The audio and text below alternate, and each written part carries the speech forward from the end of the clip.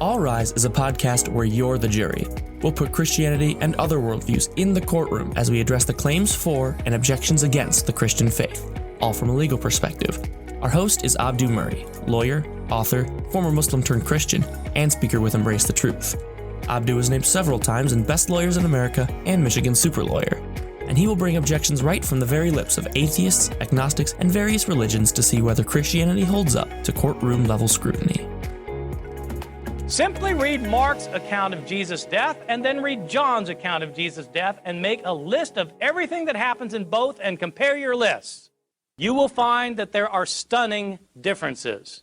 In fact, there are discrepancies. Let me give you just a list of very quick examples. What day did Jesus die on? That's a simple question. And luckily, we're told in both Mark and John.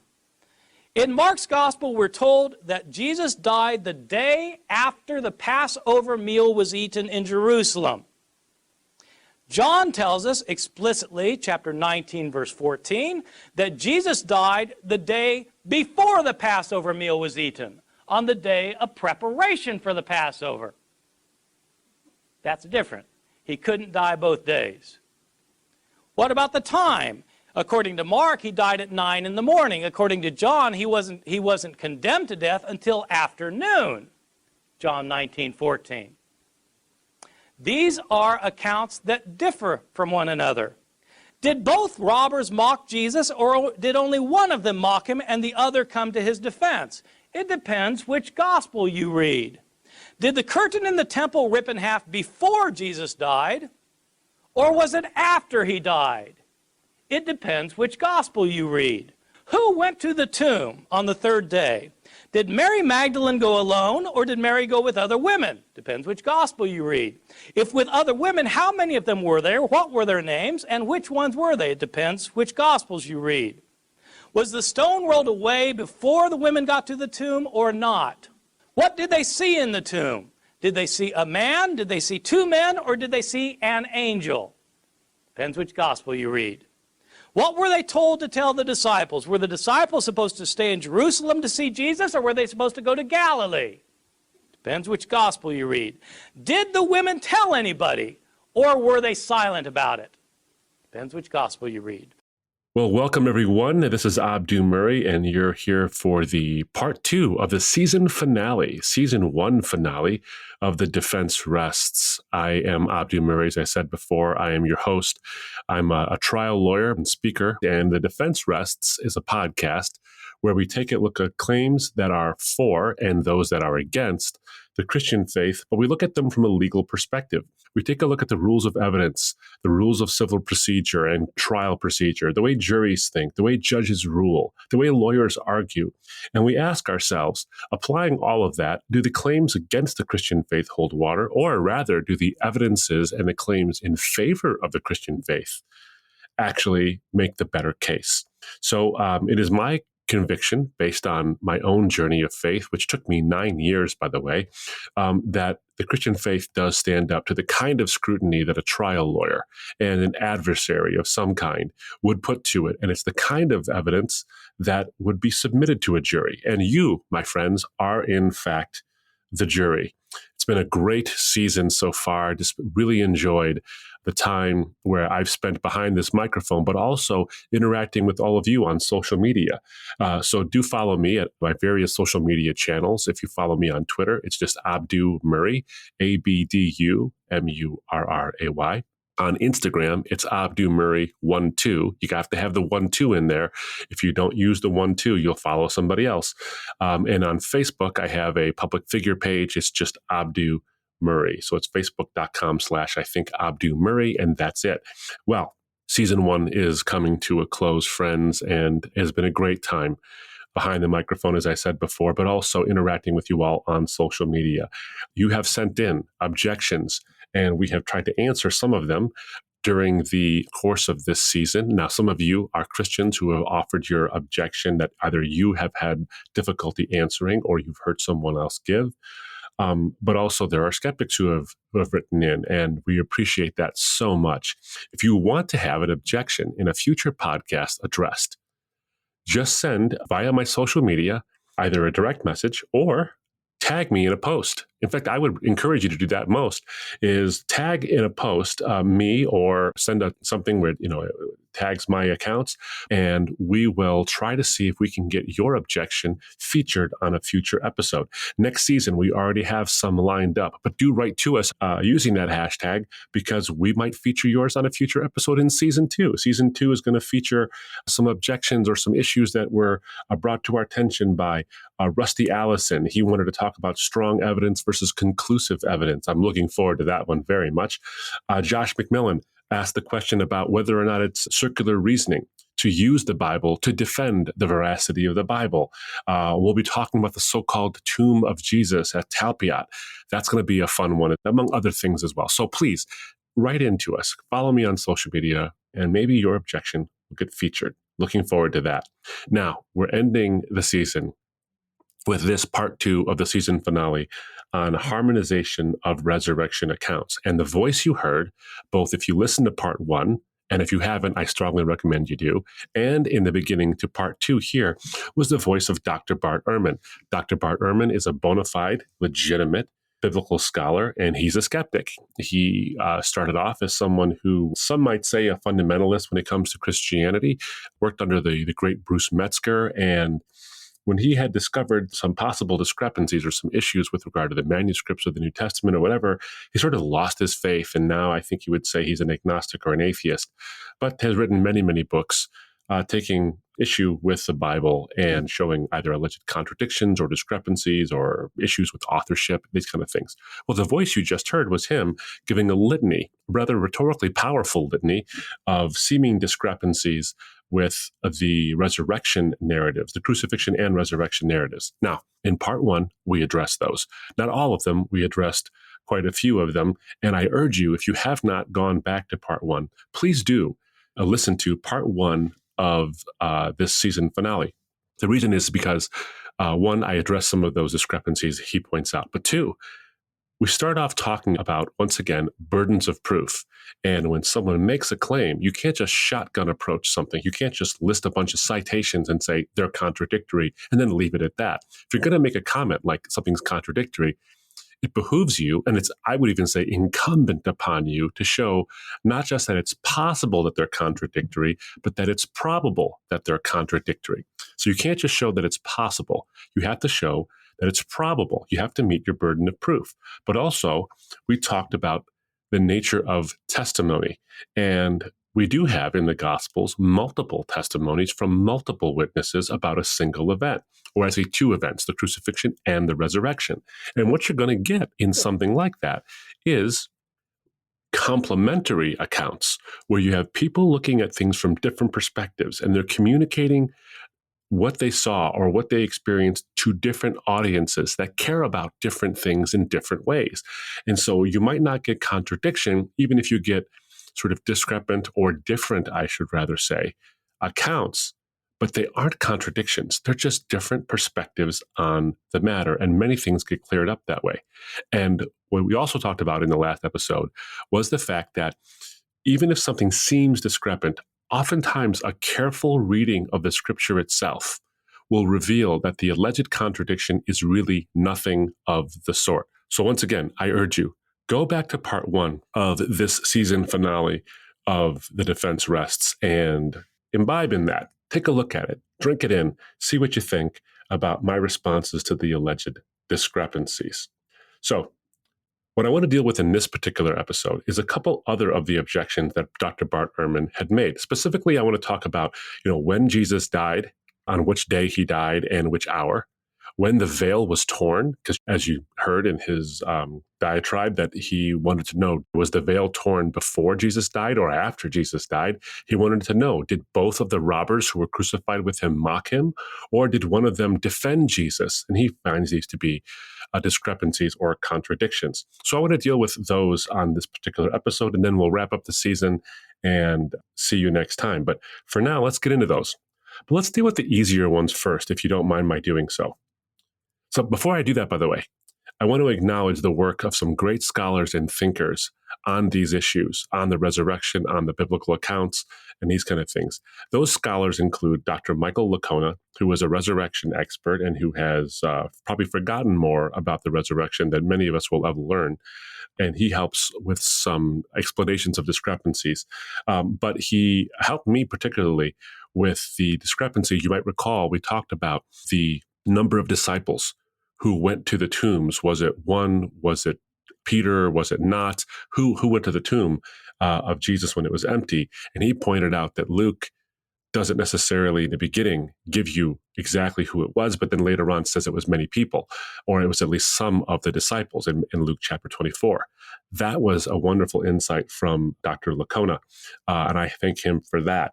Also, Dr. Craig Blomberg. Dr. Craig Blomberg is recognized by secular and Christian scholars of the Bible alike as an incredible expert as well and a scholar. And he's explained some apparent discrepancies on the hour and the day of Jesus' death between the Gospel of Mark and the Gospel of John, and we'll get into that. And I also want to thank Dr. Lydia McGrew, who has thought hard and written even harder about the explanations of apparent discrepancies in the Bible. Now, these scholars often take some different approaches, and sometimes they disagree with each other on some of the points. But I do commend to you all of their works for your consideration, because it's important for us to take in a fully orbed view and see what different scholars are saying about the issues. Now, what you'll find out is that though they take similar takes, but also have different approaches, sometimes they even disagree with each other, what you'll find is not that we have too few answers to the objections, is that we have a lot of answers to the objections, and we have to simply parse through which one we think is the most plausible of the available answers. So we don't have too few. We have a positive problem of possibly having too many. So let's get into the easier ones to deal with. Now, as I do that, I want to point out something that Dr. McGrew actually pointed out to me in an email conversation. She said it's important for us, and I think she's right about this, and I can tell you from my own trial experience and my own experience as a litigator, that there are differences in the way people account for facts or account for their day even when they're asked about what happened.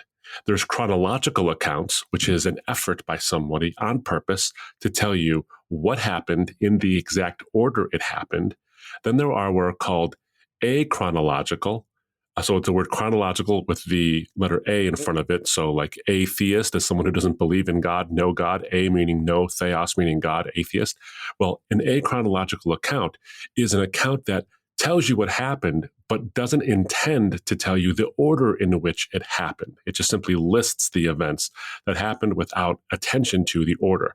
And then there are what are called dyschronological accounts. And a dyschronological account is an account that tells you what happened, but purposefully changes the order for whatever reason. So I think what we see in some of the alleged discrepancies that Dr. Ehrman points out is an achronological account. In other words, the gospel writers write things in a way that is not meant to be chronological, but merely grouped together. They're just grouped together in a certain way. Let me give you an example. If I told you what I did yesterday, I could say, I got up in the morning and I did my devotional. I had a few conference calls. I got some writing done for my next book. I tried to make it to the gym, but I got pulled into other things and I never ended up making it to the gym. Now, you might think I intended to tell you the chronological order. You might think that the order was I got up, I did my devotionals, I had a bunch of calls, then I did some writing, then I tried to make it to the gym, but I got pulled into a couple other things, and that was it. But you could easily see that maybe I wasn't trying to tell you the chronological order of things. You could see that I meant to convey that I did my devotional right after getting up. Sure, fair enough. But the few conference calls I had yesterday could have been spread out over the course of the day at various times. I could have had one at 9 a.m. I could have had one at noon and then at 3. That could exactly have been the way it went. Or they could have all happened seriatim right after each other from 9 a.m. to about noon. I just simply didn't tell you in my account.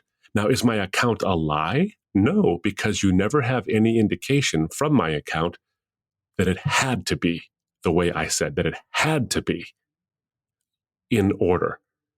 You actually could see how it isn't in order.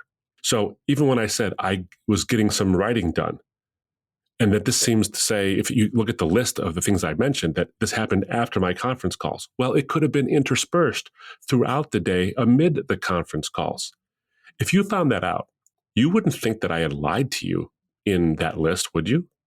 Now, the same thing could easily be the case for the Gospels. So when we look at the apparent discrepancy of when the veil was torn, Dr. Ehrman talks about when the veil was torn. Was it torn before Jesus died or after his death? What we see is that the writers were using an achronological narrative. So Matthew chapter 27, verse 51 says, "And behold, the curtain of the temple was torn in two." Now, this comes later in the list of things. In other words, Jesus dies, and then Matthew says, "Behold, the curtain of the temple was torn in two." Mark's gospel, same thing. Now, in Luke's gospel, using the same kind of Greek grammar, it suggests that the tearing of the veil happened before his death, given that the tearing appears in the list physically in the written document before the recounting of Jesus' death. But here's the thing. John Wenham, in his book, The Easter Enigma, makes a case that the Greek grammar used by these gospel narratives could easily be called what's called the pluperfect tense. That's spelled P-L-U-P-E-R-F-E-C-T. And so the word was is this pluperfect tense, referring to when the veil was torn. Now, this verb tense isn't specific as to when something happens. So the was isn't specific as to when, before or after Jesus' death. It just says it was torn.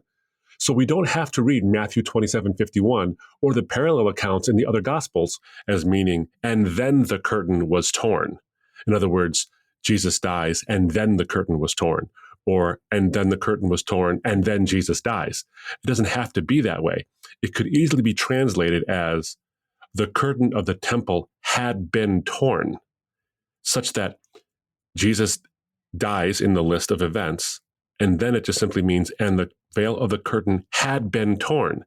That could mean it was torn before he died, or it could mean it was torn at the moment he died, or it could mean it was torn right after he died. It simply isn't giving you, in the Greek, in the grammar, it isn't giving you the order.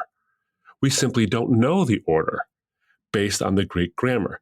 It is a 21st century English modern anachronism to say this had to have occurred in the order in which it was listed in the gospel account, because we today typically, but not always, take things in the order they were listed. Now, if we don't have to do that with my description of my day about when I had conference calls or when I got some writing done, we certainly don't have to do it with the gospel accounts, especially when we know that the Greek grammar allows for the veil to have been torn at any moment around Jesus' death, not necessarily before, not necessarily during, and not necessarily after. So that discrepancy falls away because it's not a contradiction, because it's not claiming the time at all. None of those gospels is claiming the specific time. Let's look at another one of the discrepancies, and specifically with the one with regard to the robbers who were crucified with Jesus. Now, Dr. Ehrman wants to know, did they both mock Jesus, or did one of them come to Jesus' defense? And here, what's good about this is that the answer is actually yes. The answer is actually yes to both, because while one gospel does have both of the robbers mocking Jesus, another gospel has one coming into his defense. Now, we can easily see how this could be cleared up. If I had a witness on the stand and I asked them, Madam, were you there at the time of the crucifixion of Jesus? Yes, I was. Okay. And how many people were crucified that day? Well, there were 3. Who also with Jesus? Oh, there was these 2 robbers who were there. Okay. Can you tell me what happened? Now, couldn't it be the case that she could tell me, well, when I got there were these 2 guys crucified with Jesus, and one of them was mocking Jesus terribly, and the other one came to Jesus' defense. And I just saw him have a sense of, real repentance and purpose in his voice, and it was just amazing. Okay, that's perfectly legitimate. Let's say I ask another person, sir, were you there at the time of Jesus' crucifixion? Oh, yes, I was there. I saw it. Okay, what did you see, sir? Well, I saw 2 other guys who were crucified with Jesus. Oh, really? And what did they do? Well, these 2 guys, man, they started off, they were mocking Jesus. They were just mocking him. And then over time, one of them saw the way Jesus was interacting with the crowd, saw the way Jesus even said things like, "Father, forgive them, for they don't know what they're doing." And he was so moved that when his fellow prisoner, his fellow crucified robber, started mocking Jesus again, he said, "Don't you fear God?" And then he came to Jesus' defense. In other words, he had a change of heart on the cross. That could easily be an explanation that fits with the gospel record accounts. So they both started off mocking Jesus, but the one of them saw Jesus' character as displayed on that cross and changed his mind and started to defend him. Now, this is an important point, okay? Because when you see what looks like an apparent contradiction, you can either have two ways of looking at it. You can look for it to be a contradiction and then settle yourself. This must be a contradiction because you want it to be contradictory. Or you could give the benefit of the doubt and say, okay, these two things seem discrepant, but is there a possibility, a reasonable, plausible possibility that they are actually telling the same account from two different perspectives, and one includes a fact the other one left out, and therefore we can see the fully orbed picture, like they were both mocking Jesus, and one eventually came to a sense of repentance and stopped mocking Jesus. You see, you can look at it two ways. You can either give the benefit of the doubt, or you can use any doubt to your benefit as a critic. And the question is, which one are you going to do? And the one is fair, and the other one is a little on the unfair side. But let's turn now to probably the more difficult discrepancies, at least as we see them on the lips of Dr. Bart Ehrman. And that is specifically on which day Jesus died and what the hour was of his crucifixion and his death. This is a little more complex, of course, so please follow me on this one. It's going to take a little bit more of our attention here. So the objection is this.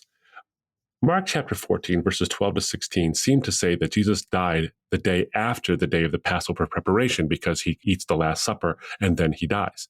John's gospel suggests that Jesus died the day before the day of preparation in John 19, verse 14. Now, Craig Blomberg has this to say about the day Jesus dies. Basically, he says this. In Mark, Jesus and the disciples are at the Last Supper the night before he was betrayed and crucified. Now, while John chapter 19, verse 14 could be translated, quote, "It was the day of preparation for the Passover," it could also easily be translated as, quote, "It was the day of preparation for Sabbath," not necessarily specifically saying Sabbath, but it could be referring to a Sabbath. It was the day of preparation for Sabbath in Passover week.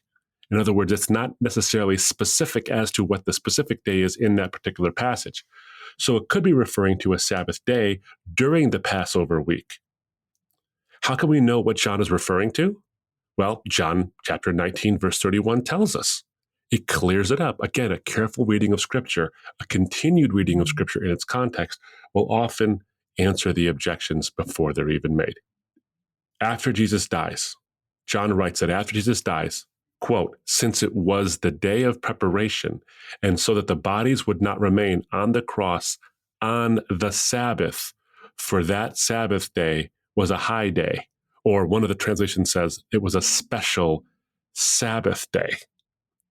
So the next day was going to be a Sabbath. That's important because when we look back at Mark, we see which day Mark was referring to.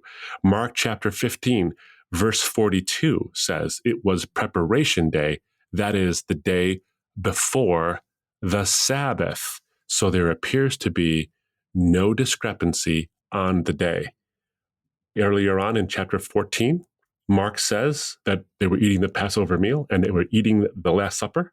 And in the same gospel, next chapter, he says it was the preparation day. That is the day before the Sabbath. That meshes perfectly with John chapter 19, verse 14, and John chapter 19, verse 31, when John says it was the day of preparation, the day before a special Sabbath. So we see the discrepancy is answered there. Now, what about the hour of Jesus' crucifixion? So Dr. Ehrman says that Mark has Jesus crucified at about 9 a.m., citing Mark chapter 15, verse 25, but he says that John has Jesus crucified about noon, citing chapter 19 of John's Gospel, verse 14. Now, one possibility is that John with a largely Gentile audience, a non-Jewish audience, was following Roman time and counting time from midnight, or the 6th hour being about 6 a.m., while Mark was using the Jewish reckoning starting at dawn. So adding 3 hours to that would be about 9 a.m. Now, if that's the case, then what John reports in John chapter 19, verse 14, is that the time that Pilate had Jesus in his custody was about 6 a.m., and that's when he sends him to be crucified. Pilate has Jesus before him, and he says, behold your king. And they cried out, away with him, crucify him. And then Pilate said to them, shall I crucify your king? The chief priests answered, we have no king but Caesar. And then verse 16 wraps up this episode. He says, so he delivered him over to be crucified. Now, the next verse says, so they took Jesus and went out, bearing his own cross to the place called the Skull. What this suggests is this. John, if he's using a Roman calendar, is saying that about 6 a.m., Jesus was before Pilate. He wasn't being crucified at 6 a.m. He was before Pilate at about 6 a.m. And then it naturally takes some time to fashion a cross, to put it on Jesus' shoulders, to have him go up the Via Dolorosa to the place called the Skull in Aramaic, which is called Golgotha. And there they crucified him. So if you have 6 a.m. being John's time of when he's in front of Pilate, and then there's some time that takes place, what you have then in Mark's gospel is not that Jesus is necessarily being crucified at the very moment at 9 a.m., but by 9 a.m., Jesus had already been on the cross. So there really isn't a discrepancy because John doesn't tell us the time exactly when Jesus was put on the cross, and Mark gives us an approximation of the time being about 9 a.m. If the whole episode starts at 6, then there's no reason to believe that there's a discrepancy when Mark says he was up there at about 9 a.m. Now, John doesn't tell us, by the way, how long Jesus was crucified. So what Mark says in Mark chapter 15, verse 34, is that Jesus dies at about the 9th hour, or about 3 p.m. And John 19 doesn't tell us when he died. So once again, we see that allowing for the possibilities and not assuming that there's going to be a problem or a discrepancy, we can see that there really is no contradiction or discrepancy. There's only at most an apparent one, and one that we can actually get around. Friends, this is important because we see this over and over again where we take a look at something, and we might even do it ourselves, and say, boy, there's a difficulty there. There's a problem. Now, your attitude can be one of, I'm going to find the problem and I'm going to sit on that one. Or it can be, let's see if there's a harmonization here. Let's see if there's a way to find a way in which they could both be saying the same thing with different perspectives. And that certainly is the kind of thing that is possible in this particular instance. So in light of all this, I think most of these discrepancies, if not all these discrepancies, have very straightforward answers, sometimes right from the text itself, sometimes by looking a little bit outside the text and seeing what else might give us an answer. So the last thing I want to talk about actually is this discussion that Dr. Ehrman has about whether or not the women told anybody anything, and whether or not the disciples were instructed to go to Galilee or to go and remain in Jerusalem. Now, in order to do that, in order to address this, we have to give a chronological order of what happens in the resurrection narratives. And I'm going to do that for you. So bear with me, and then we'll close our time together. So beginning in Mark chapter 16, verses 3-4, what we have is the women going to the tomb, and they're worried about who's going to roll the stone away. And we already addressed in the previous episode, part 1, how many women were at the tomb. And we saw that there were multiple women at the tomb, and John only spotlights Mary Magdalene. So anyway, the group of women are going to the tomb in Mark chapter 16, and they're worried about who's going to roll the stone away. Now, in Mark chapter 16, verse 4, they see that the stone has already been rolled away. And this is actually in line with the other Gospels, including John chapter 20, verse 1. We also see this accounted for in Matthew chapter 28, verse 2, that the stone had been rolled away. So we don't get an order of when it was rolled away. We just know that the women disciples came to anoint Jesus' body, and they were worried that the stone had not been rolled away. But as they were approaching, in all the Gospels I mentioned, John, Matthew, and Mark, they see that the stone had already been rolled away. Now, at seeing this, Mary Magdalene among the group runs away to tell Peter and the disciples. And we see this in John chapter 20, verse 2. She runs away to tell the disciples that the stone had been rolled away and the tomb was empty. We know this because she says to the disciples in John chapter 20, verse 2, they have taken the body of our Lord and we don't know where they have placed him. So she's clearly referring to a group of women. Now, while she runs back to Peter and John at John's house in Jerusalem, the other women actually stay there. They stay at the tomb and they see what's called a young man in Mark's Gospel, chapter 16, verse 5. Now, this is referring to an angel because you'll notice something.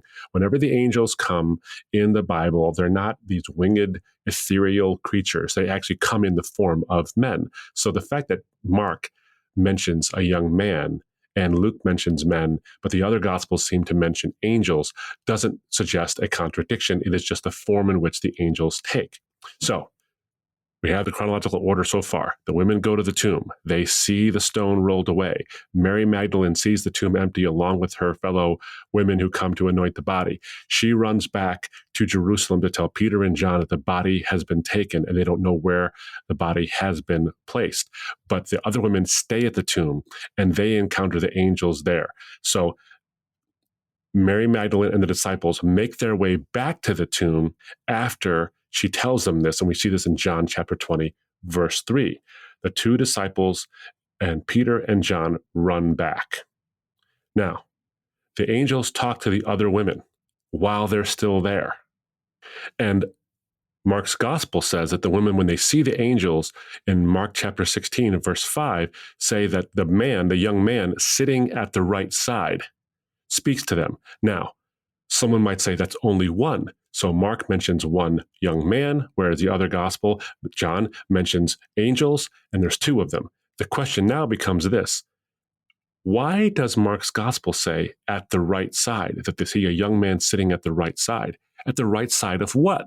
I would suggest at least the possibility that that is a young man who is an angel sitting at the right side of the other angel who's there. And Mark is simply focusing on the one who is speaking. It doesn't necessarily have to be a contradiction. In fact, it makes perfect sense in light of all of the data available.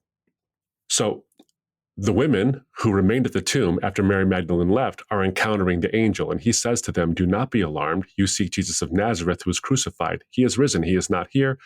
See the place where they laid him, but go tell his disciples and Peter that he is going before you to Galilee. There you will see him, just as he told you." Now the gospel says, Mark chapter 16, verse 8, "And they went out and fled from the tomb, for trembling and astonishment had seized them, and they said nothing to anyone, for they were afraid." But the other gospels say that they did tell the disciples that he would be with them in Galilee. So now the question becomes, did they tell somebody or not? Well, easily what we could see is they didn't tell anybody on their way to talk to the disciples. They told the disciples later, but they didn't tell them on their way. So it's easily possible that this discrepancy isn't a discrepancy at all. So now we have, while they're on their way back to John's house in Jerusalem to tell Peter and the disciples what the angel had told them, Mary Magdalene and Peter and John are racing back towards the tomb. And in the hustle and bustle and the maze of the city streets, they could have easily missed each other so that the women who were coming back didn't see Peter, John, and Mary. So Peter, John, and Mary get to the tomb. They walk in, they see the thing, they see what's going on, and Peter and John leave, and Mary lingers. Mary lingers there, and she has an encounter with the angel. She has an encounter with Jesus, and Jesus calls her by name. And so we see no discrepancy there as well. Now the women go back to the house of John. They tell them what they had seen, and Peter and John come back, and they tell them what they had seen and all this. Meanwhile, Cleopas and another disciple, one of his friends, leaves John's house in Jerusalem and goes to Emmaus. And this is recorded in Luke chapter 24. This is important because Luke doesn't record necessarily the visiting of the angels and Jesus to Peter and John. as the other Gospels do. But in Luke 24, Cleopas and their friend, as they're on their way to Emmaus, encounter Jesus. And after some time, while they're talking, they say to Jesus, they don't know it's him yet, but they say that Peter and the other disciples had seen Jesus. So they do mention it. So Luke doesn't mention it in his chronological narrative of the tomb experience, but he does include the detail later in Luke 24 as well.